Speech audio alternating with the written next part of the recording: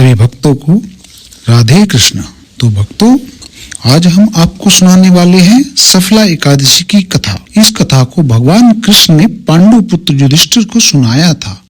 भगवान कृष्ण बोले, हे युधिष्ठिर, मैं दान, स्नान, तीर्थ, तप इत्यादि शुभ कर्मों से शीघ्र प्रसन्न नहीं होता हूँ। एकादशी व्रत करने वाला मुझे प्राणों के समान प्रिय लगता है। पौष मास के कृष्ण पक्ष की एकादशी का नाम सफला है। सब कार्यों को सफल बनाने वाली है। इसमें नारायण जी की पूजा होती है। ऋतु अनुसार फल, फूल तथा धूप, दीप इत्यादि का पूजन करना चाहिए। अब मैं कथा भी कहता हूँ, प्रेम से सुनो। चंपावती नगरी में एक महिष्यमान नाम का राजा राज्य करता था।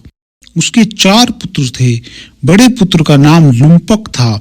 वह बड़ा दुराचारी था। मांस, मदिरा, पर स्त्री गमन, वैश्याओं का संग इत्यादि कुकर्मों से संपूर्ण था। पिता ने उसे अपने राज्य से निकाल दिया।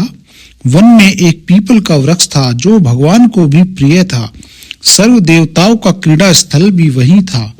ऐसे पतित पावन वृक्ष के सहारे लुम्पक भी रहने लगा, परंतु फिर भी वह दुष्कर्म ही करता रहा। पिता के राज में चोरी करने चला जाता था। पुलिस पकड़कर छोड़ देती थी। एक दिन पौष मास के कृष्ण पक्ष 10वीं की रात्रि को उसने लूटमार अत्याचार किया और पुलिस ने वस्त्र उतारकर वन को भेज दिया। बेचारा पीपल की शरण में आ गया। इधर हेमगिरी पर्वत की पवन भी आ पहुंची। लुम्पक पापी के सब अंगों में गठिया रोग ने प्रवेश किया। हाथ पांव अकड़ गए। प्रातः सूर्य उदय होने के बाद कुछ दर्द कम हुआ। पेट का गम लगा। जीवों के मारने में आज असमर्थ था और नए वृक्ष पर चढ़ने की शक्ति थी। नीचे गिरे हुए फल बीन लाया और पीपल की जड़ में रखकर कहने लगा, हे प्रभु, वन फलों का आप ही भोग लगाइए। मैं अब भूख हड़ताल करके शरीर को छोड़ दूंगा। मेरे इस कष्ट भरे जीवन से मृत्यु भली है। ऐसा कहकर प्रभु के ध्यान में मग्न हो गया। रात्रि भर नींद न आई। भजन कीर्तन प्रार्थना करता रहा, परंतु प्रभु ने उन फलों का भोग न लगाया।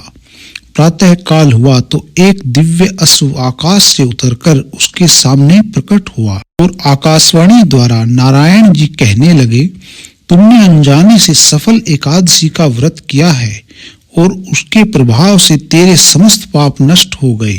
अग्नि को जानकर या अनजाने हाथ लगाने से हाथ जल जाते हैं, वैसे ही एकादशी व्रत भूलकर रखने से भी वह अपना प्रभाव दिखाती है। अब तुम इस घोड़े पर सवार होकर पिता के पास जाओ, राज मिल जाएगा। सफला एकादशी सर्व कार्य सफल करने वाली है।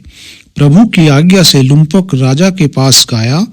पिता उसको राजगद्दी पर बिठाकर आप वन में तप करने चला गया।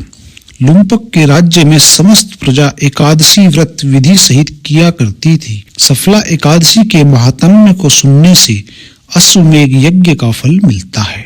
इसी के साथ सफला एकादशी की कथा समाप्त होती है।